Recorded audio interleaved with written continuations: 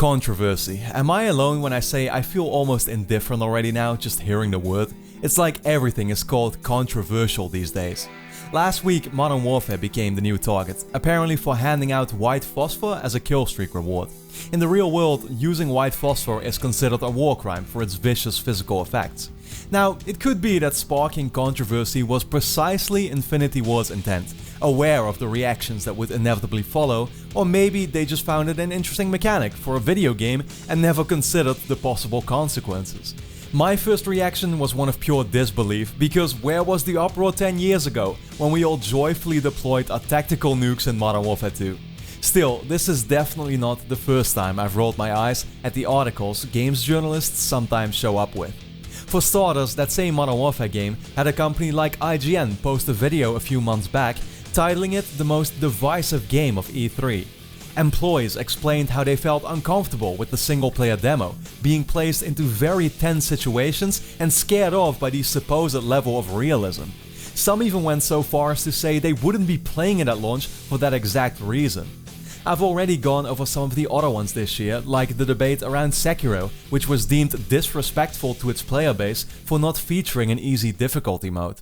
I'll just get to the point. It's evident that the vast majority of people are tired of this overly moralistic and dramatic treatment of video games, dictating what they can or cannot, should or should not be.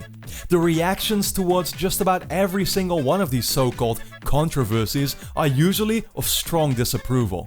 Then again, I can't help but think many people online fail to understand what drives these articles in the first place. You see, there is a reason we never hear stories like this about the lesser known games, because these controversies are only sparked for opportunistic reasons. Take Modern Warfare, which just had its multiplayer reveal with a large buzz surrounding it, so game websites attempt to lift on that popularity to try and get a piece of the pie. Most of these discussions don't primarily come from a genuine place of concern. Sure, some journalists may actually believe in what they're saying, but in private I'm convinced they couldn't be bothered enough to truly care. It's just clickbait, guys, plain and simple. Look, we're still in the summertime and like always, it's dry as hell. Barely any games have come out, E3 has been long behind us. However, businesses have got to keep the lights on and gamers have got more free time than ever now. So to fill the void, we see these made-up articles, only to inspire outraged reactions and clicks. Today's internet controversies don't often spawn naturally, they are fabricated, generated stories to cover in a time where there is nothing else to cover. But again, judging by the success of this tactic, the majority of gamers don't seem to realize this. Their reactions are completely counterproductive, and the same two camps are always present.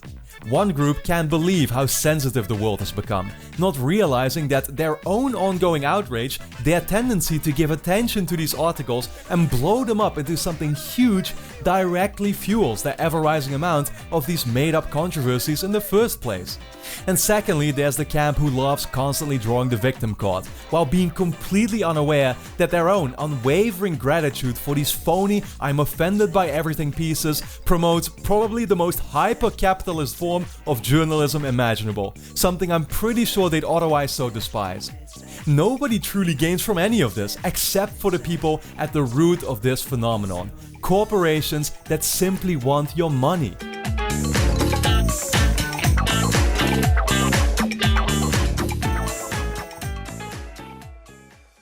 You have to understand, traditional games media outlets are facing a major threat, one that grows larger with every year.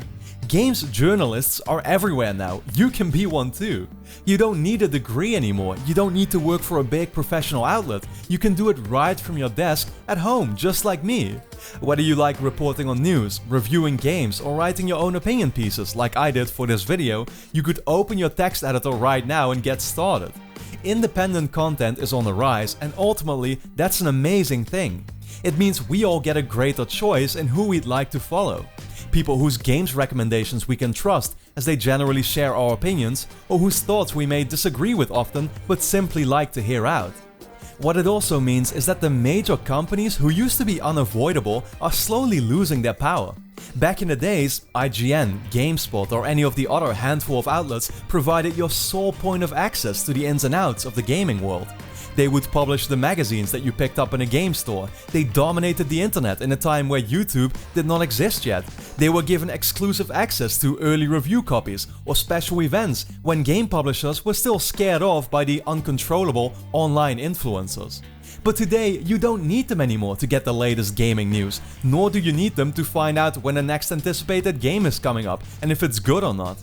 Companies and independent creators alike are essentially in the same boat now. They are equal to each other and in a constant battle for your interest and attention. Now, this has brought along its own set of problems, and I think you can all think of a few. Most games media still relies on the traditional business model of ad revenue, which means that the sheer number of clicks still form the key to success. Now, throw in thousands of competing gamers shooting content through a webcam or streaming from their attic, and we've come full circle. The reason to resort to clickbait is now clear.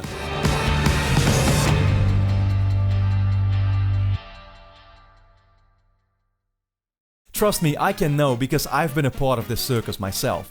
I started off as a small YouTuber who made videos about a single game that I happened to feel really passionate about. It was a lot of work, but I also had a ton of fun. Simultaneously, the increasing amount of subscribers, the ad revenue and online popularity slowly turned that hobby into a small drug. Before you know it, you become obsessed with the growth and you'll do anything to keep the numbers going up. 5 years later, instead of trying to create the best content, it had become a competition for the most exaggerated titles and thumbnails. That's what would draw new viewers to your channel, and ultimately, that's all that mattered. I was reminded of this a couple of days ago when I stumbled upon a screenshot from one of my old videos that some Nintendo fans were sharing around. They tagged me, made fun of me, but you know what? I totally deserve to be called out for it. It wasn't just about a prediction of mine that turned out completely wrong. My approach to the video itself was outlandish and I'm not proud of it. The sad part is that YouTube can actually promote this kind of behavior, because take a closer look and you'll see how it hit 135,000 views. For many content creators, the small price that they pay in reputation is fully worth the result, and this mentality continues to be a leading one today. The majority of games journalism these days, no matter if it's independent or professional, has become about clicks rather than quality. It extends all the way to even the most regular news articles and rumors. Recently, websites widely reported on the apparent confirmation of an Order 1886 sequel by an Insomniac developer during a podcast. Numerous attempts to stress out that he was simply referring to past rumors himself hardly had any effect. Some of the articles were updated, but the stories are still there, merely to catch the continuing traffic. Another story talked about the Naughty Dog's apparent leaked new IP, for which its source was none other than a 4chan post without the slightest of credibility behind it whatsoever. In theory, anyone can create some gossip and make the headlines now, just make sure it sounds believable. Hence, we've seen several leaked logos, secret screenshots taken off of TV screens, or documents with the details for E3 presentations in advance. Rarely ever does any of it turn out to be accurate. We are all grasping for something to talk about in an age where everything moves so quickly. And people move on within no time too. Give it a few days and there is barely anyone left still involved with the controversy that saw thousands of people complaining about it prior. Worst of all, many of today's controversies are political in nature.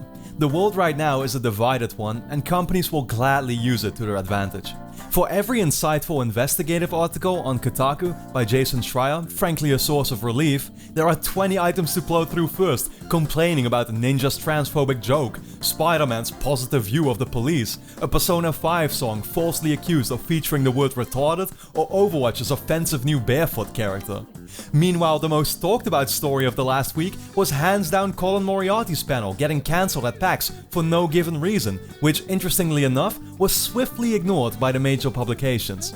Both the cause of the cancellation as well as the little media attention appear to be motivated by nothing else but Colin's personal political leanings, which is a very depressive thought. The same Kotaku was in fact one of the few to end up writing an article days later, an article which, by the way, was sadly every bit as prejudiced as it was informative. It took another day for them to follow up with a more fair update, but like I discussed, by that time the damage is done and none of its earlier readers will go back to check it anymore. Right now there's the whole gun debate, and tomorrow it'll be something else again. The cycle is gonna keep repeating itself. You know, it's very tempting to choose the easy way to success, but how long is that success gonna last, and will you truly feel a sense of inner satisfaction? A few weeks ago, I was kind of in a slump, tired of making content like this because of how long it took me to get it done. Making a video like this takes time, writing a script requires a lot of research, and editing a video to constantly show what's relevant to the conversation does too. When a video you then worked so tirelessly on to put together underperforms, you'll quickly start to consider the other possibilities again. I asked my viewers on Twitter whether they want me to go back to the quote-unquote good old days covering gaming news on a frequent basis, and after almost 90% of you told me you'd support me in that move, I was on the brink of doing so. But something held me back, and at the time I found it hard to put that thing into words. I needed to make this video to explain to you all why I can't, why that chaotic, insincere mess just isn't something I'd wish to go back to.